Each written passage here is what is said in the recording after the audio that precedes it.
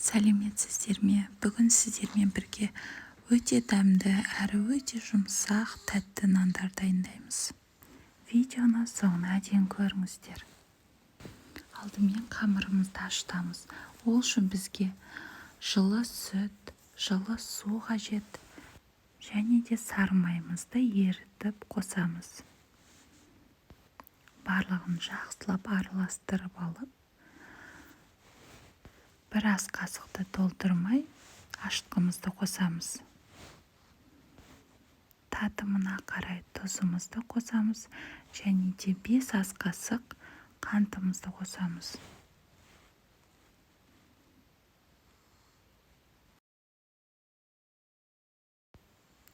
Барлығын жақсылап араластырып аламыз да 2 ас қасық қаймағымызды қосамыз. Және де 1 жұмыртқа қосуымыз қажет. Енді массамызды араластырып алып, керегінше ұнымызды қосып, қамыр илейміз.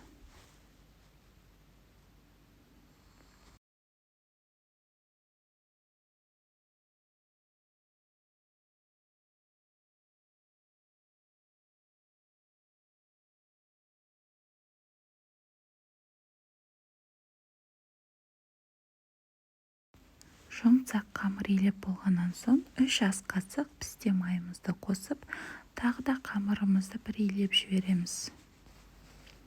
Дайын болған қамырымызды орап, жылы жерге қойып қоямыз. Ашып дайын болған қамырымызды бір қайтарып, бетін жауып, қайтадан жылы жерге қоямыз. Екінші рет ашыған кезде қамырымызды алып, шағын бөлшектерге бөліп шығамыз.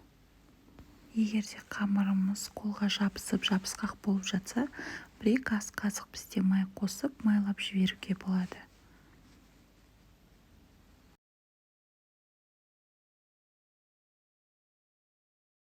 Қамырларымызды ұнсыз видеодағыдай қолымызбен жайып шықсақ болады. Қант және корицаны араластырып, булочкемізге салмасын дайындап шықтым. Мен қазір булочкидің 3 түрлі түйу әдісін көрсетемін. Біріншісі, корица мен қант араласқан салманы салып, булочкидан жүрекше әзірлейміз. Видеода көрсетілгендей етіп жасасаңыз болады. Қамырымызды айналдырып орап, ортасынан бір бүктеп, бір шетінен пышақпен кесіп, осындай жүрекше дайындап шығамыз.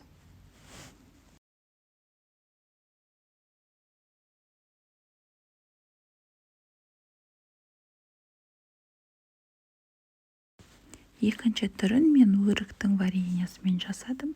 Яғни бір шетіне вареньямызды қойып, екінші жағын видеода көрсетілгендей кесіп шығып, сосын орап, кішкене ғана бүгіп қойдым.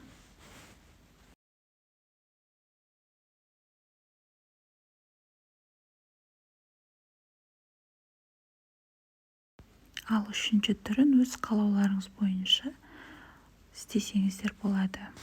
Дайын болған күлшелеріміздің бетін 10-15 минуттай жауып қоямыз. Кішкене көтерілген соң бетіне жұмыртқаның сарысын жағып, қызып тұрған пеште 180-200 градуста қызарғанша пісіріп аламыз.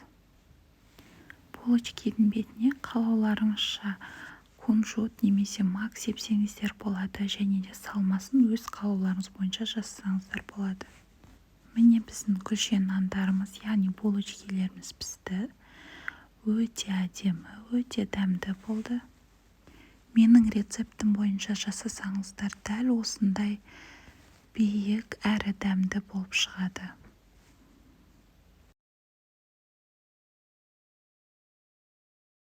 Видеоны соңына дейін көргендеріңізге рахмет. Менің каналыма тіркелуді ұмытпаңыздар. Және де видеоға лайк басып, комментарий жазып қойыңыздар.